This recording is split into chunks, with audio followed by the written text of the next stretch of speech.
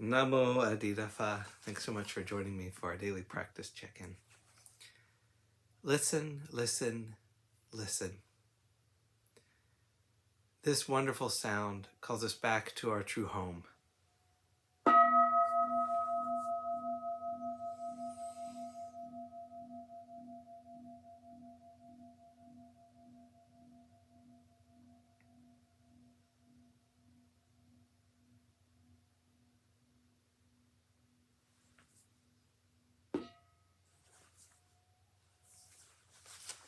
The second mindfulness training. Aware of the suffering caused by exploitation, social injustice, stealing, and oppression, I vow to cultivate loving kindness and learn ways to work for the well-being of people, animals, plants, and minerals. I will practice generosity by sharing my time, energy, and material resources with those who are in real need. I am determined not to steal and not to possess anything that should belong to others.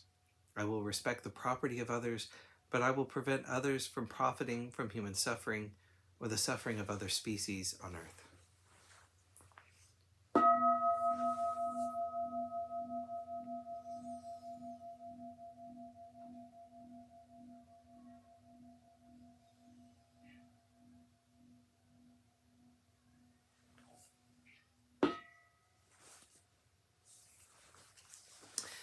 We're reading More Than Mindfulness, Widening the Field of Practice by the Monastics of the Thai Forest Sangha for our Dharma lessons, and we're continuing in a talk by Ajahn Chayasara called The Paramis as Practices of Liberation. The last of the paramis is upekkha.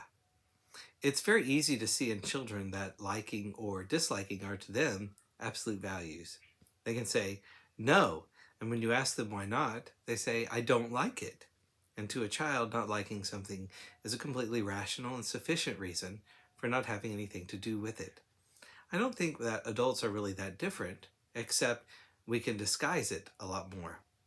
If you look very closely, I think there is this belief that having to do things we don't like is somehow wrong, and freedom is being able to do what we like. It is a freedom to follow our desires that we value. But that's a very spurious kind of freedom.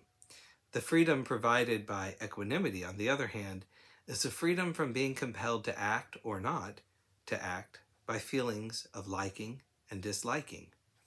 It is providing a balance and evenness of mind. Liking and disliking become a bit like the weather to a farmer.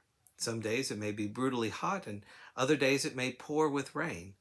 But if you're a rice farmer, that's irrelevant. Whatever the weather may be, you have to go out in the fields and do your job. Plow your fields or transplant your rice or whatever. Farmers are aware whether it's hot or cold or wet, and they don't like being uncomfortable. It's just the background to their life. It doesn't determine what they do every day. With equanimity, the liking and the disliking arise and pass away according to the nature. They're no longer absolutes in our mind. We're free of their power to condition our mind. It's not a matter of striking an equanimous attitude. The idea is not simply to reject feelings of like and dislike and to cultivate indifference. We can't achieve equanimity through willpower. But the more we see how much we limit ourselves by our likes and dislikes, the less weight we give them. The more we observe the conditioned nature of phenomena, the less we seek fulfillment in transient phenomena.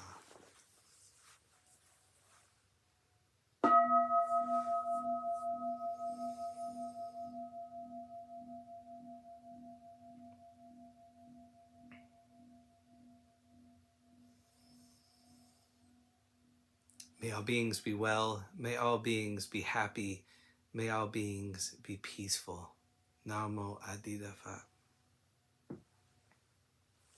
Thanks so much for joining me today.